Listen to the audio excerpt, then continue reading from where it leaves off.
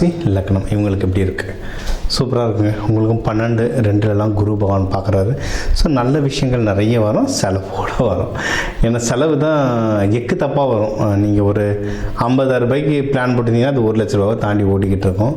ஏன்னா செலவு வீட்டில் இப்போ ராகு பகவான்லாம் இருக்கிறதுனால தீட்டி எடுத்துரும் செலவு, சரிங்களா?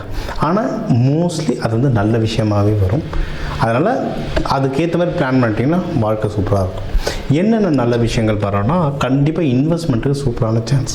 அதாவது உடனே காசு இல்லை அது இதுலாம் ஆரம்பிச்சிட விடாது. நீங்கள் இல்லைன்னு சொல்ல இல்லாமே தான் போகும்.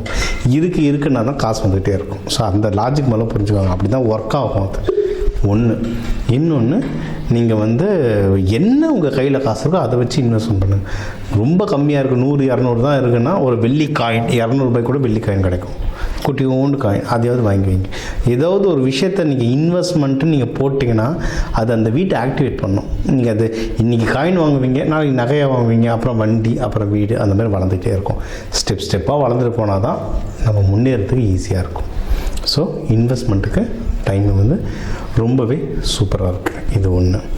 அடுத்து வந்து திருமணத்துக்கு ரொம்ப நல்லாயிருக்கு. திருமணத்துக்கு டைம் ரொம்ப நல்லாயிருக்கு. யாராவது லவ்லாம் பண்ணிங்கன்னா அழகாக வீட்டில் பேசி திருமணத்தை மாற்றிடலாம். ஏன்னா இந்த எதிரிகள் தொல்லை, இந்த உள்ளே பூந்து குழப்புறது, இந்த விஷயம்லாம் கம்மியாக இருக்கும். இன்னொன்று, உடல்நிலை இப்போ ரொம்ப ரெடி ஆகிட்டு வரும். ஏன்னா இந்த சனி பயிற்சியெல்லாம் உடல்நிலையெல்லாம் போட்டு பிரித்து எடுத்துகிட்ருக்கோம். அதனால் இப்போ வந்து உடல்நிலை ரொம்ப சரியாகிறதுனால நீங்கள் இந்த டைம்லேயே கல்யாணம் பண்ணிக்கிறதும் இது வந்து ரொம்ப நல்லது. இது ஒன்று. அடுத்த மகப்பேருக்கு யாரெல்லாம் ட்ரை பண்ணுறீங்கன்னா அதுக்குமே இது வந்து ஒரு சரியான நேரமாக அமையும். ஓகேங்களா? எதில் ஜாக்கிரதையாக இருக்கணும் அப்படின்னா, கடன் வாங்காமல் இருக்கிறது ரொம்ப நல்லது. நீங்கள் இப்போ நம்ம கல்யாணம், காதல், கல்யாணம், மகப்பேறு எல்லாமே சொல்லட்டும், எல்லாத்துக்கும் செலவு பின்னி எடுத்துரும். கல்யாண மண்டபம் போனாலும் செலவு தான், ஹாஸ்பிட்டல் போனாலும் செலவு தான், பீச் பாருக்கு கூப்பிட்டு போனாலும் செலவு தான், எங்கே போனாலும் செலவு இருக்குது. முடிஞ்ச அளவு கையில் இருக்கிறத வச்சு மேனேஜ் பண்ண பாருங்கள். கடன் வாங்கிட்டோன்னா அது புலிவால் பிடிச்ச கதை, அது சீக்கிரம் அடையாது. அதை விட மோசமானது, யாருக்காவது கடன் கொடுத்துட்டோன்னா அவங்ககிட்ட வாங்கிறதுக்குள்ளே ஒரு போதும் ஆகிடும். ஆனால் கடன் வாங்காதீங்க, கடன் கொடுக்காதீங்க. இருக்கிறத வச்சு மேனேஜ் பண்ணுறது ரொம்ப சிறந்தது. அதுவும் முக்கியமாக உங்களோட சீனியர்ஸ்கிட்ட ரொம்ப ஜாக்கிரதையாக இருங்க. ஆஃபீஸில் பேசும்போது சீனியர் மேனேஜர்ஸ் இவங்ககிட்டலாம் பேசும்போது ரொம்ப ஜாக்கிரதையாக பேசுங்க. அது வந்து லைஃப்பை ஸ்மூத்தாக கொண்டு போகும். வீட்லேயும் வீட்டில் இருக்க பெரியவங்ககிட்ட ரொம்ப ஜாக்கிரதையாக பார்த்து பேசுங்க. நம்ம டக்குன்னு டென்ஷனாக இருக்கும்போது ஏதாவது வார்த்தை விட்டுருவோம். அதனால் அது இல்லாமல் இருக்கிறது ரொம்பவே நல்லது. இது ஒன்று. அடுத்து வந்து குடும்பத்தோடு எதனா வெளியூர்கள் போயிட்டு வர்றது ஒன்றும் சிறப்பு. யாருன்னா பிஸ்னஸ், நீங்கள் யாருன்னா ஜாபில் இருக்கீங்கன்னா இந்த டைமில் ஆல்மோஸ்ட் இந்த ப்ரொமோஷன் பற்றி யாருன்னா பேசியிருப்பாங்க. பட் ப்ரமோஷன் கிடைச்சா சூப்பர், கிடைக்க நிறைய வாய்ப்பு இருக்குது. அப்படி இல்லைன்னா நீங்கள் வந்து அட்லீஸ்ட் அப்ரைசல்னு சொல்லுவாங்க, வேலையில் சம்பளத்தை உயர்வு கிடைக்கவாவது நிறைய வாய்ப்புகள் இருக்குது. இதையும் நீங்கள் வந்து தாராளமாக ட்ரை பண்ணலாம்.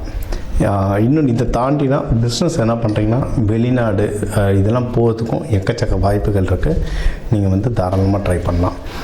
ஸோ முன்னாடி நம்ம சொன்ன மாதிரி தான் சுப நிகழ்ச்சிகள் நிறைய வருங்க. செலவு அதுக்கேற்ற மாதிரி வரும். அட்ஜஸ்ட் பண்ணிட்டே வாங்க. எதுவாக இருந்தாலும் முயற்சியை தொடர்ந்து பண்ணிக்கிட்டே இருங்க, சரிங்களா? ஏன்னா முயற்சி இருந்தால் மட்டும்தான் வின் பண்ண முடியும். இன்றைக்கி எது பண்ணாலும் இது வந்து சனீஸ்வர பகவானுடைய சொந்த வீடு. அதனால் இயற்கையிலேயே இதில் வந்து டிலே இருக்கும். நீங்கள் நம்ம மிதுன ராசிக்காரங்கெல்லாம் பார்த்தீங்கன்னா, இந்த கட் பண்ணிட்டு மட்டும் மகர ராசிக்காரங்கெல்லாம் பார்த்தீங்கன்னா சின்ன வயசுலேருந்து பார்த்தீங்கன்னா அவங்களுக்கு எல்லாமே ரொம்ப டிலேவாக கிடச்சிருக்கும்.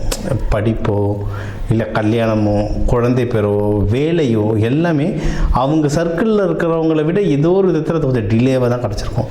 ஆனால் ஒரு டைம் ஒரு 35க்கு மேலெலாம் பயங்கரமாக வளர ஆரம்பிச்சிருவாங்க. எல்லாரும் பார்த்து அசந்து போகிற மாதிரி வளர ஆரம்பிச்சிருவாங்க. ஸோ நம்மளுக்கு ஜென்ரலாகவே ஸ்லோவாக தான் இருக்கும். அதனால தொடர்ந்து முயற்சி பண்ணிட்டே இருங்க. இது நம்மளுக்கு பழக்கமான ஒரு விஷயங்கள் தான். முயற்சி பண்ண நீங்கள் வந்து பிஸ்னஸோ வேலையிலையோ எல்லாத்தையும் தொடர்ந்து ஜெயிச்சிட்ருக்க ஏகப்பட்ட வாய்ப்புகள் இருக்குது. தாராளமாக பண்ணுங்கள். நீங்கள் வந்து மெயினாக வழிபட வேண்டிய தெய்வங்கள் அப்படின்னா சிவபெருமான், பார்வதி தாயாரோடு வழிபடுங்க. ஒன்று இந்த சித்திரை திருவிழாக்கு மீனாட்சி அம்மன் சுந்தரேஸ்வரர்லாம் வழிபட்டிங்கன்னா ஒன்றும் வாழ்க்கையில் வந்து ரொம்ப நல்லா இருப்பீங்க. அன்னதானங்கள் கொடுக்குறது நல்லதுங்க. எள்ளு சாதம், தயிர் சாதம், அது இப்போ வந்து சித்ரா பௌர்ணமிக்கெலாம் நீங்கள் சிவன் கோயில் எங்கே போனாலும் அன்னதானம் கொடுத்துட்ருப்பாங்க. நம்ம தமிழர் புத்தாண்டு கூட நீங்கள் தரலாம், சரிங்களா? அதனால் உங்கள் கையால் அன்னதானம் கொடுத்தா சூப்பர். இல்லையா, கொடுக்குறவங்க கையில் காசு கொடுத்துருங்க. அப்படியாவது அன்னதானம் பண்ண ஒன்றும் வாழ்க்கையில் எல்லாருமே மென்மேலும் வளருவீங்க.